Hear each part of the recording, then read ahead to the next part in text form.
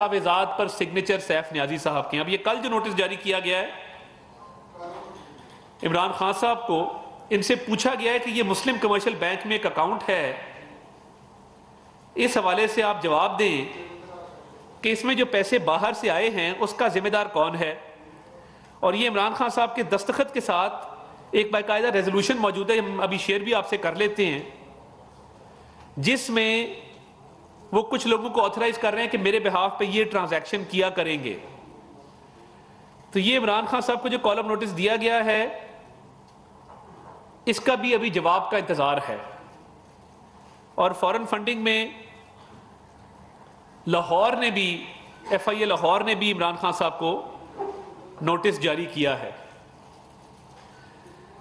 اس کے علاوہ جب یہ ساری باتیں سامنے آئیں گی اور طارق شفیع نامی ایک کراچی کے بزنس مین ہیں جن کے اکاؤنٹ میں 2.1 ملین ڈالر آئے ہیں عارف نقوی کے اکاؤنٹ سے، اور پھر انہوں نے اپنے اکاؤنٹ سے وہ پیسہ ٹرانسفر کیا ہے تحریک انصاف کے اکاؤنٹ میں، 2.1 ملین ڈالر جو مبینہ طور پہ ووٹون کرکٹ کلب سے کمایا گیا پیسہ ہے جو طارق شفیع صاحب کے اکاؤنٹ میں آتا ہے۔ طارق شفیع صاحب وہ پیسہ ٹرانسفر کرتے ہیں تحریک انصاف کے اکاؤنٹ میں۔ طارق شفیع کو استعمال کیا گیا ہے بطور ایک وہیکل کے، کیونکہ دیکھیے عارف نقوی صاحب کو سزا ہو چکی، یہ ثابت ہو چکا کہ جو پیسہ عارف نقوی کے پاس باہر ہے وہ پروسیڈز آف کرائم ہیں، وہ کسی نہ کسی جرم کے نتیجے میں پیسہ کمایا گیا ہے۔ اب یہ 3 ایف آئی آرز ہو چکی ہیں فورن فنڈنگ پہ، ایک اسلام آباد میں، ایک کراچی میں اور ایک لاہور میں، جس میں بہت سارے لوگوں نے بیلیں کرا لی ہیں، کچھ کی اریسٹ کے بعد بیل ہوئی، جس طرح حامد زمان صاحب کی لاہور میں ہوئی، کچھ مفرور ہیں، اور عمران خان صاحب کو جو نوٹس گئے ہیں ابھی تک اس کا جواب موصول نہیں ہوا۔ اب طارق شفیع صاحب کو جب کوسچننگ کی جاتی ہے تو وہ کہتے ہیں مجھے کچھ یاد نہیں ہے کہ میرے اکاؤنٹ میں یہ 2.1 ملین ڈالر کون ڈال گیا، مجھے کچھ یاد نہیں ہے کہ میں نے یہ پیسے آگے تحریک انصاف کے اکاؤنٹ میں کیوں ٹرانسفر کیے، مجھے کچھ یاد نہیں ہے کہ عارف نقوی سے میرے کیا معاملات ہیں اور عارف نقوی نے مجھے یہ پیسہ کیوں بھیجا۔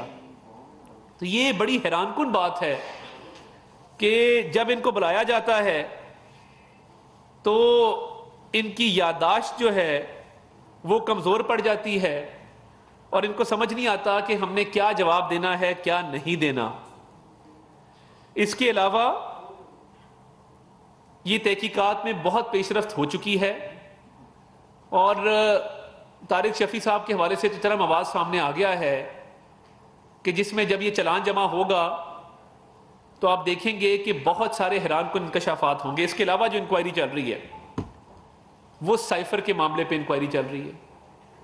سائفر کے معاملے پہ اعظم خان صاحب پرنسپل سیکرٹری اگست سے ہی ملک سے فرار ہے۔ ہم آج نومبر کے مہینے میں بیٹھے ہیں، 4 ماہ ہو گئے ہیں۔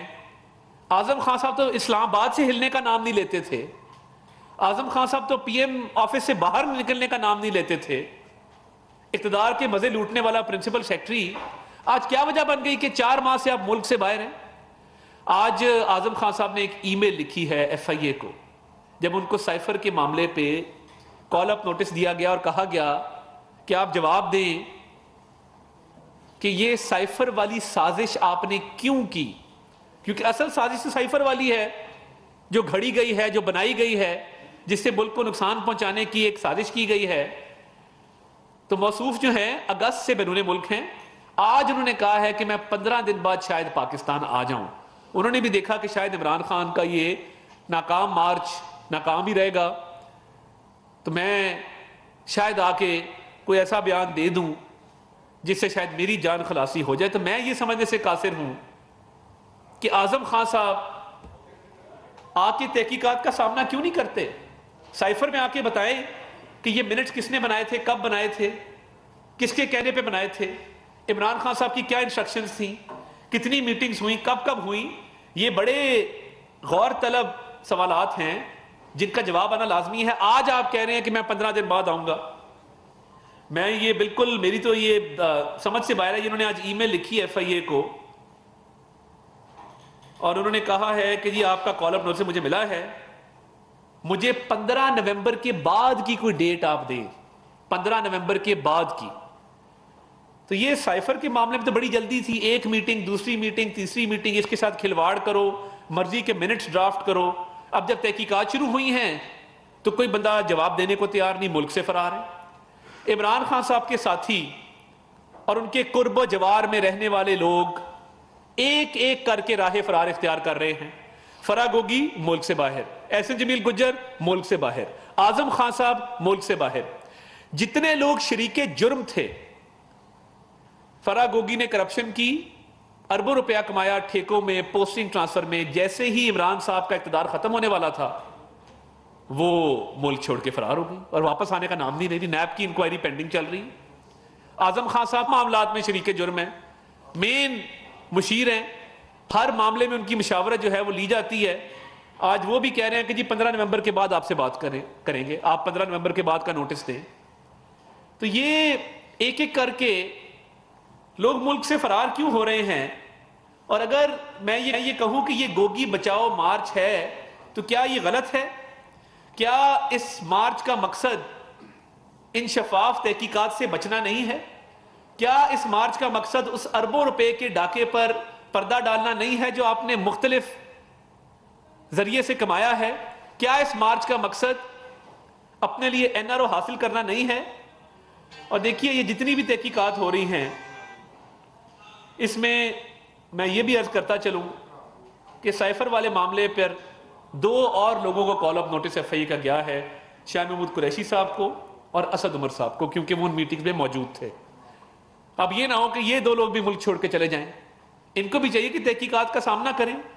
جب بلایا گیا ہے